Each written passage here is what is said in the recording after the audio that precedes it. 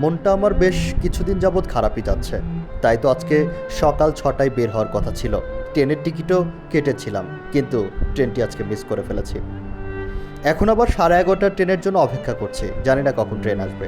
এদিকে দেখেন না, ঘড়িই আনি নাই। এদিকে আবার দেখেন ফোনটা কোথায় রেখেছি, আমার মাথায়ও নেই। দেখি তো টাইম আসলে কত, খুঁজে বের করি। ট্রেন আসার কথা 11:30টায়, এখন বাজে দেখেন 12:46। এই যে ট্রেন কখন যে আসবে আল্লাহই জানে। তারপরেও কি আর করার, যাই পিছনে গিয়ে বসে থাকি। আজকের পুরো ভিডিও জুড়ে আমরা দেখাবো সিরাজগঞ্জ থেকে দিনাজপুরে যাবার পথে কোন ধরনের স্টেশনগুলো পড়ে এবং মানুষগুলোর সাথে কিভাবে ট্রেনে আমোদ প্রমোদ করা যায়। দেখতে পাচ্ছেন আমাদের ট্রেনটি চলে এসেছে। এখন হয়তো বা প্রায় 1:30 বেজে গেছে। ট্রেনে তো উঠে যাব, চলুন আগের পর্বটা দেখে নিই। চাটমোহরে যাচ্ছেন? আচ্ছা, মানে এখান থেকে আপনারা যে ট্রেনটাতে যাবেন সেটা আপনাদের চাটমোহর স্টেশনে যা নামবে। আচ্ছা, আপনারা যদি সামনের দিকটাতে দেখেন, এখানে যে বসার যে জায়গাগুলো আছে সেখানে প্রত্যেকে বসে আছে এবং ট্রেনের অপেক্ষা করছে। আমার ভিতরে যদি কবিতার ভূত চাপতো তাহলে হয়তো আমি বলতাম, ট্রেন তুমি দুর্বার, তুমি নিঃস্বর, তুমি এগিয়ে যাও তোমার গতিতে। কি চমৎকারভাবে এগিয়ে যাচ্ছিলাম। অবশ্যই আপনি জানাবেন ট্রেনের ভিতরে আপনার আসলে কেমন লাগে। দ্বিতীয় যে স্টেশনে ছিলাম সেটি হচ্ছে উল্লাপাড়া স্টেশন, আমি এখন সেটাই বলছিলাম। দর্শক, আমাদের ট্রেনটি কিন্তু এখন ঈশ্বরদীতে পৌঁছানো এবং আমাদের ট্রেনের যখন আসার কথা ছিল সেই সময় কিন্তু আসতে পারেনি। এখান থেকে আপনারা চাইলে ওই দিক থেকে মনে হয় খুলনা, ওটা খুলনার দিকে যাচ্ছে। সামনের দিকে যে একটা জংশন আছে ওখান থেকে আপনারা খুলনার দিকে ঈশ্বরদী জংশন এটা, এবং এখান থেকে আপনারা রাজশাহী চাঁপাইনবাবগঞ্জ, আপনারা এখান থেকে রাজশাহী এবং চাঁপাইনবাবগঞ্জের দিকে যেতে আর পঞ্চগড়। আর আপনারা কিন্তু প্রত্যেকে জানেন চাঁপাইনবাবগঞ্জে কিন্তু প্রচুর পরিমাণ আমের মৌসুম চলছে, এখন নানান ধরনের আমগুলো পাওয়া যাচ্ছে। আর এখন আমরা যাবো সোজা, হ্যাঁ জি, সোজা গেলে হয়তো আমরা পঞ্চগড় দিনাজপুরের দিকে যেতে পারবো। চলুন আসলে সামনে কি হয় এবং প্রত্যেকে আমাদের এই ট্রাভেলটির সাথে থাকুন এবং আপনাদেরকে পরিপূর্ণভাবে জানাতে পারবো যে বাংলাদেশের ট্রেন জার্নিগুলো এখন আজকাল কেমন হচ্ছে।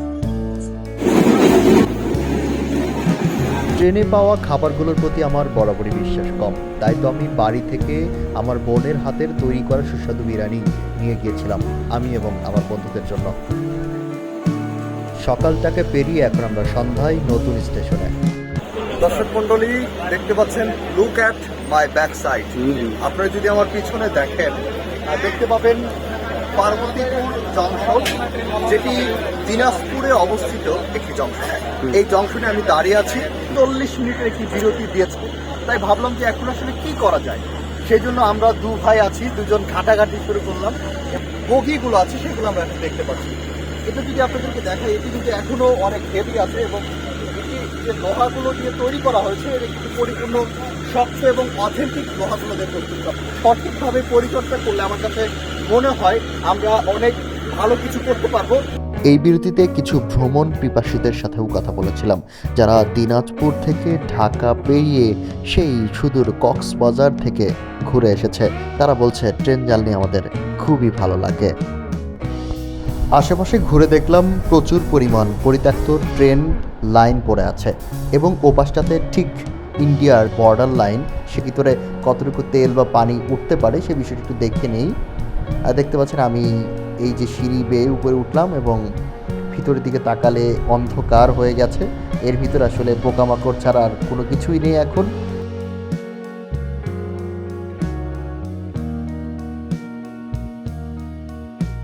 ধ্বংসাবশেষ হিসেবে এটি এখন রয়ে গেছে। এই চমৎকার দৃশ্য আমি দেখলাম এবং আশেপাশের ভিউ আপনারা দেখতে পাচ্ছেন এবং আমাদের ট্রেনটি কিন্তু ঠিক পাশেই দাঁড়িয়ে আছে। একটি প্রশ্ন আবার অনেকক্ষণ যাবৎ মাথার ভিতরে ঘুরপাক করছিল। ট্রেনের যে মাথা আছে, সামনে যে কন্ট্রোলিং মেশিনগুলো আছে সেগুলো আসলে কন্ট্রোল করে কিভাবে, মানুষটি কিভাবে কাজ করে বা কম্পিউটারটি কিভাবে বসানো আছে, সেই সকল বিষয় দেখার জন্য আমরা সরাসরি ট্রেনের বগির মাথার সামনে চলে আসলাম। দেখতে পাচ্ছেন এখানে মেশিনগুলোকে এইভাবে সেট করানো আছে এবং ভিতরে একটা মেশিন আছে যেটাকে দেখতে আসলে আমার কাছে নতুনই লাগছে। আমি এরকম মেশিন এর আগে কখনো দেখি নাই। একটা লাল সিগন্যাল লাইট দেখতে পাচ্ছেন, ওই সিগন্যাল লাইটটা যতক্ষণ উপরের দিকে না উঠবে ততক্ষণ কিন্তু ট্রেন ছাড়বে না। এই বিষয়টি আপনার মাথায় রেখে ট্রেনের যে জংশনগুলো আছে সেখানে কিন্তু ঘুরতে পারবেন। আমার ভাই আবার আমাকে বলছিল, ভাই আমরা যেহেতু অনেক আগে চলে এসেছি, তাহলে চলো আমরা ট্রেনের বগির ভিতর দিয়ে হাঁটবো।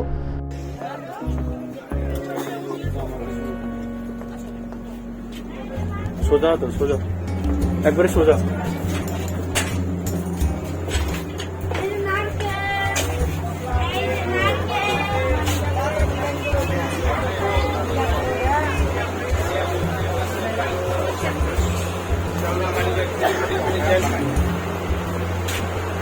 আমাদের এই চ্যানেলটিতে নতুন হলে সাবস্ক্রাইব করতে ভুলবেন না বন্ধুরা, সাবস্ক্রাইব করেন, আপনাদের সাবস্ক্রাইবটা খুবই ইম্পর্টেন্ট।